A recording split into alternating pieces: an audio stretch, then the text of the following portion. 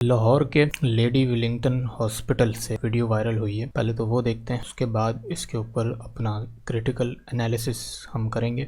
ये फुल मुकाबला चल रहा है यहाँ पे।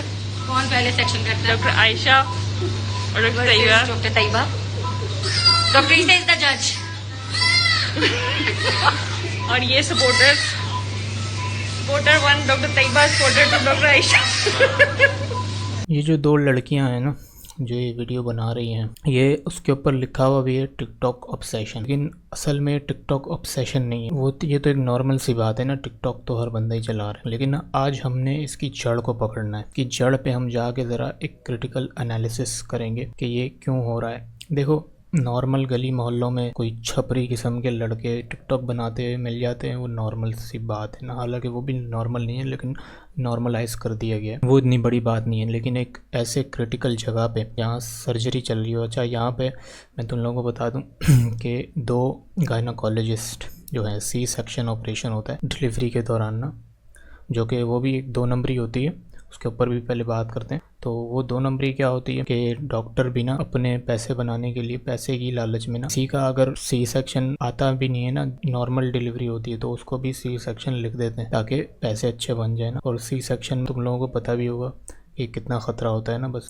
अंदर 10 मरीज़ होता है और हॉस्पिटल होता है, बाहर लोग खड़े हुए दुआएं कर रहे होते हैं। ये चक्कर चल रहा होता है अस्पतालों के अंदर भी ना। तो ये जो हॉस्पिटल है जहाँ पर ये लोग वीडियो बनाती हुई जो है, ये वायरल हुई है वीडियो, ये गवर्नमेंट हॉस्पिटल है। मैं सबसे पहले तुम लोगों को अपनी एक्सपीरियंस शेयर करता हूँ अपना। मैं तो कराची से हूँ, तो मेरा एक दफ़ा जाना हुआ था बदकिस्मती से कराची के गवर्नमेंट हॉस्पिटल में, नाम नहीं लूँगा। वहाँ पर मुझे कुछ काम था, वहाँ पर मैंने देखा, अंदर गया हूँ ना जब मैं रिपोर्ट वगैरह अपनी दिखाने, तो वहाँ मैंने देखा यार 2 लड़कियाँ जवान ना मोबाइल पे कुछ देख रही हैं ना। सफ़ेद कोट उन्होंने पहना हुआ। अब मुझे नहीं पता था डॉक्टर्स हैं या नर्स हैं, लेकिन मेरी ज़रा नज़र पड़ी थी, वो मोबाइल पे कुछ देख रही थी और हंस रही थी ना, खूब इंजॉय कर रही थी। अस्पताल में बैठी हुई थी, सामने बेड पे मरीज़ बैठे हुए हैं, बाहर मरीज़ इंतज़ार कर रहे हैं, किसी की टांग कटी हुई, किसी की पट्टी बंधी हुई, कोई क्या मसले में परेशान है।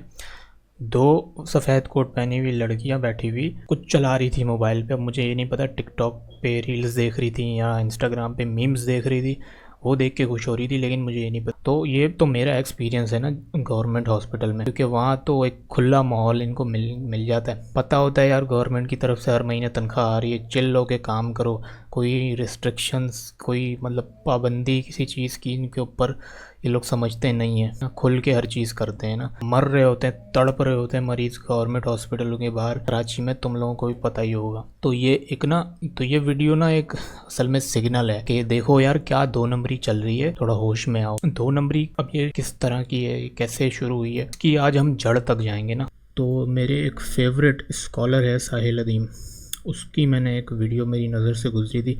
पहले तो ये देखो, इसके बड़ी इसमें गहरी बातें हैं जो शायद तुम लोगों को बुरी लगें, लेकिन 99% फैमिली स्ट्रक्चर ऐसे हैं जो बग़ैर इंसाफ के सिर रहम पे चल रहे हैं। अब ये मसला है दुनिया का इस वक्त। अब चूँकि इंसाफ का करीना नहीं ठहराते वो बचपन में, तो लोग फिर अपने अपने घर को बचाने के लिए पूरी दुनिया में निकल पड़ते हैं कि पूरी दुनिया को जला दूंगा, अपनी घर बचा लूँगा बस। और इसको हम समझते हैं कि वो बड़ा आदमी अपने घर को बचाने के लिए पूरी दुनिया का हक मार लेता हो, क्योंकि इंसाफ का करीना ठहराया नहीं जाता बचपन में। अब ये दोनों करीने टूट जाते हैं अगर माँ बाप की लड़ाई हो जाए तो। बचपन में माँ बाप की फिज़िकल या ज़बानी बदज़बानी बदकलामी हो रही हो तो बच्चे के अंदर से रहम और इंसाफ दोनों करप्ट हो जाता है, और इसको ब्रोकन फैमिली डिसऑर्डर कहते हैं कि ना उसको रहम का सेंस है ना उसको इंसाफ की सेंस है। अब ये 2 चीज़ें निकाल देना आप किसी भी इंसान से, और जितने मर्जी उससे काम करवा लें, उसने सिर्फ दुनिया में तबाही मचानी। ये जो एग्जाम्पल इन्होंने दी है ये परफेक्टली सेट होती है इन 2 लड़कियों पे जिन्होंने ये वीडियो बनाई थी उस हॉस्पिटल के अंदर ना। तो असल में इनका कसूर नहीं है, ना टिकटॉक का कसूर है, कसूर उन लोगों का है जिन्होंने इनको ये सफ़ेद कोट पहनाए, अस्पताल में एंट्री दिलवाई, डिग्रियां दिलवाई, इनके टीचर्स जो भी थे गवर्नमेंट में जितना भी मामलात से गुजर के फिर ये अस्पताल तक पहुंचती हैं ना, डॉक्टर बनती हैं या नर्स बनती हैं। तो जड़ असल में अब हम पहुंच गए थोड़ी जड़ तक, लेकिन थोड़ा सी और ज़रा हम पहुंचेंगे। एक और वीडियो है, मैं तुम लोगों को दिखाता हूँ, इसी स्कॉलर की है ना, उसने भी बड़ी एक डीप बात की है इस बारे में। Irresponsible media and incompetent parents, ये 2 इसके पिलर्स हैं उसको जिसके पास अरबों अच्छा, इनकॉम्पिटेंट पेरेंट्स, अब तुम लोग बोलो कि यार ये कहाँ से बीच में आ गए ना, उनका क्या कसूर है, वो तो घर पे बैठे हुए हैं, उनका क्या है, उनको तो डाल दिया हॉस्पिटलों में, जाओ भाई सर्जरियाँ करो, सब कुछ करो। मसला अभी वो बताएगा ना, मैं इसके ऊपर ज़रा। क्या उसने टीवी चैनल खोल के डांस करवाए हैं, जिसके पास हज़ारों रुपए, उसने मोबाइल पकड़ के खुद डांस शुरू कर दिया। काम वही हो रहा है। आप देखेंगे छोटे छोटे टिकटॉक के ऊपर भी और यूट्यूब के ऊपर भी छोटे छोटे GOARY खुले हुए हैं हर जगह पे। जिसको जितना मौका मिल रहा है उसने उतना ही आईना दिखाया है अपने बड़ों को कि उसके घर के क्या हालात हैं। जो लड़की टिकटॉक पे डांस कर रही है तो वो ये तो नहीं बता रही कि लोगों को क्या उसने इन्फ्लुएंस करना है, उसने ये बताया कि वो खुद किस तरीके से इन्फ्लुएंस हुई है अपने माँ बाप से।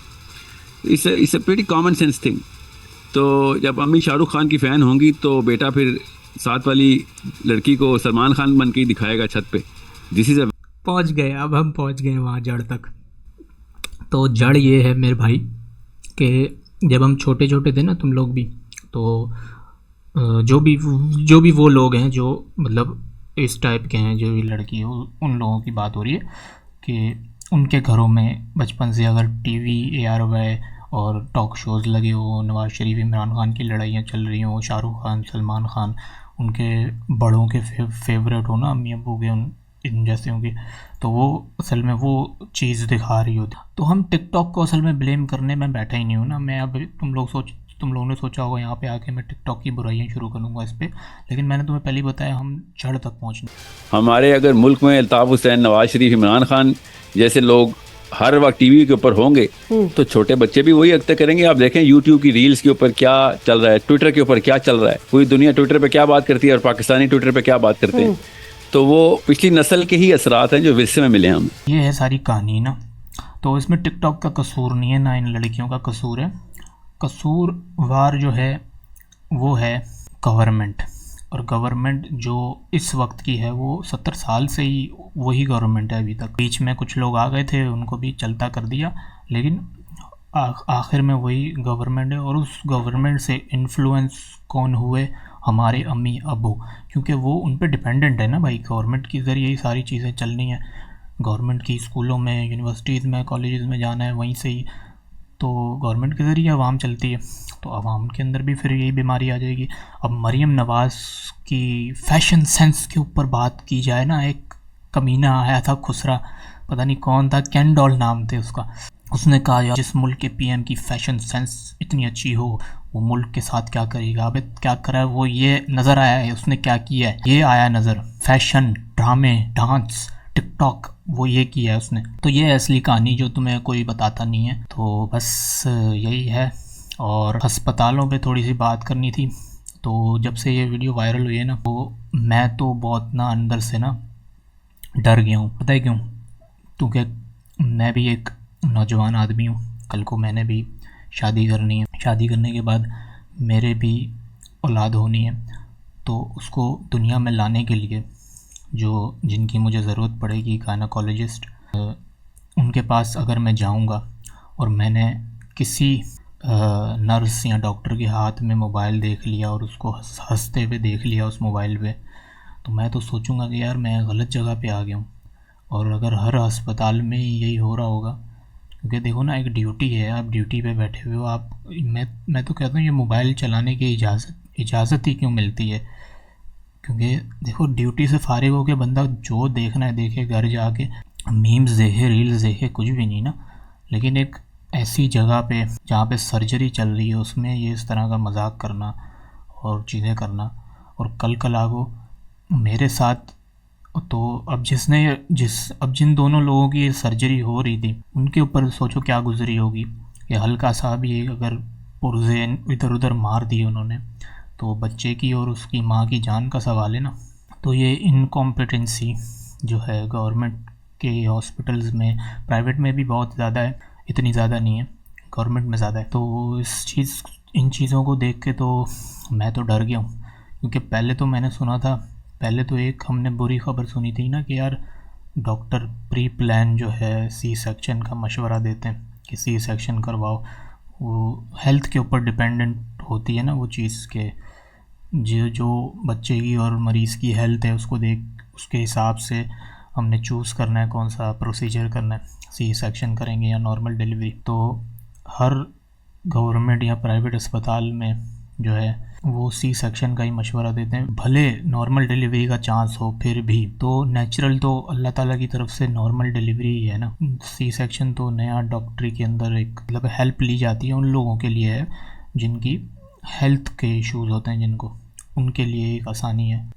बहरहाल मुझे इतना इसका पता नहीं है क्यों होता है, लेकिन ये भी 2 नंबरी अस्पतालों में चल रही है। अब इस तरह की भी 2 नंबरियाँ निकल के आएंगी तो हम जैसे लोग तो यार डर जाएंगे। हम फिर बोलेंगे यार इस 2 नंबर माशरे के अंदर हमारी आने वाली नस्लों का फिर क्या होगा। सोचना चाहिए यार।